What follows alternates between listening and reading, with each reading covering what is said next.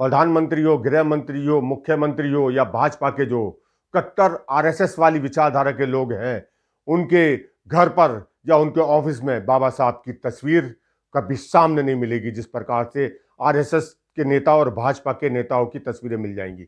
बाबा साहब में ये विश्वास नहीं रखते, आस्था नहीं रखते।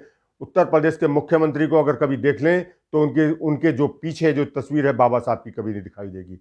गृह मंत्री के अगर देख लें या प्रधानमंत्री के देख लें, आरएसएस जो भाजपा की विचारधारा के जो लोग हैं, उनके यहाँ बाबा साहब की तस्वीर कहीं नहीं दिखाई देगी। कार्यालय पे ना घर पे, किसी भी जगह नहीं दिखाई देगी। बाबा साहब को ये सिर्फ और सिर्फ मजबूरी में प्रणाम करते हैं, सलाम करते हैं, जय भीम करते हैं, जय जोहार करते हैं।